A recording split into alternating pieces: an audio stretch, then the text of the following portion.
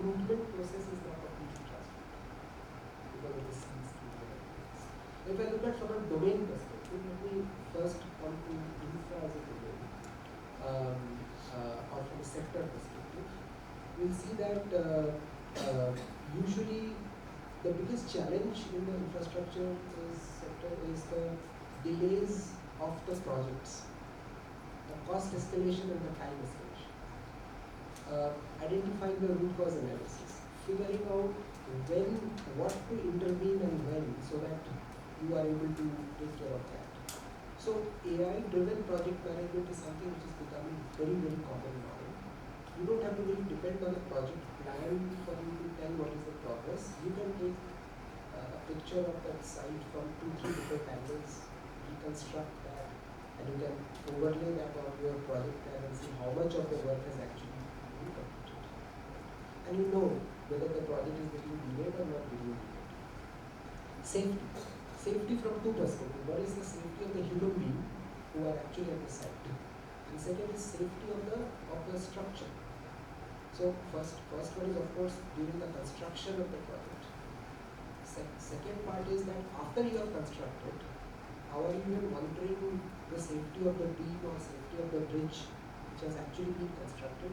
You can just put some small 2-3 sensors and they will detect the vibration, the other things, the tension, the pressure and all that, and you will be able to figure out if there is something which you need to do.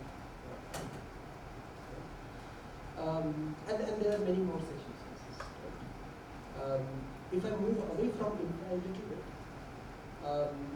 healthcare is one sector which is getting significantly improved. Right? For example, the entire your testing and your detection is now fully automated to a large extent. To the extent that a machine can detect better than even a human being.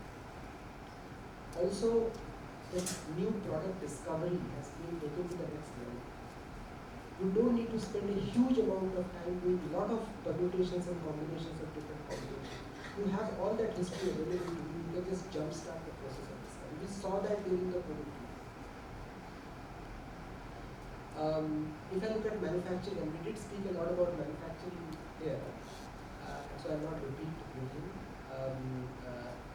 There are 3-4 areas. One is the smart factory, the smart supply chain, but very, very importantly also is the new product development. The ability for somebody not to have to create a physical product and then test, but to create a virtual replica of the product and still test everything to a large extent and then create is a significant leap in terms of the speed at which you can come to the market with a new product or a variant of an existing product.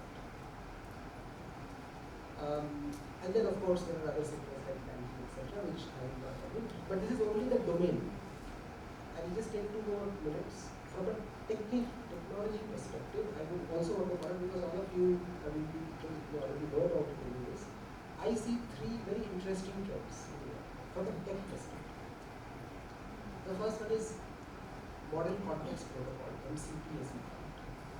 So what we are seeing is that there is an interoperable open source standard which is getting created. It's a combination of academia and industry, which is allowing people to switch between different models depending on whatever is the need for them without having to depend on only one model.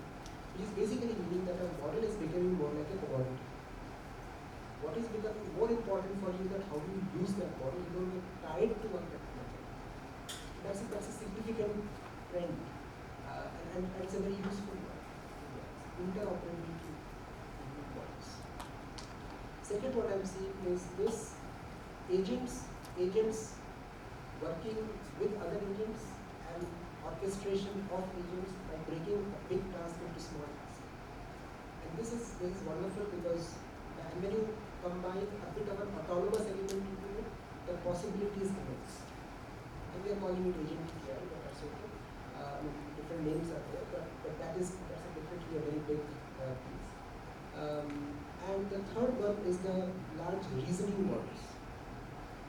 Typically, the LLMs were very good with unstructured data, not so good with structured data, not so good with mathematics, not so good with statistics, reasoning, etc.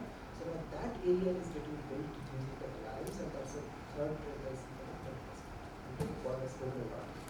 Thank you. I think you covered some core areas which can actually touch upon all the core sectors as well, so like core technology areas. So I'll not build up on that. Only thing is the agentic AI today Rudy is talking about. Just I'll add a little bit in there. In fact what Yogesh was talking about some time ago, so Mr. was talking about that academia partnership. I don't see only AI. I see simple electromechanical automation, robotics are absolutely the areas where we can go to the core sector. It doesn't have to be AI. Of course, if it is AI, a lot of productivity benefits are there because AI is about productivity and for the human and for the machines it's efficiency. These are two things which we can do with AI. But we'll go into that segment later on. Rajesh, your topic actually is more on the, I'd say that how these AI and the human capital development, how do you see this, given the context that Sudipta and Avik set here, how do you think that education with the AI is evolving? What's the trend?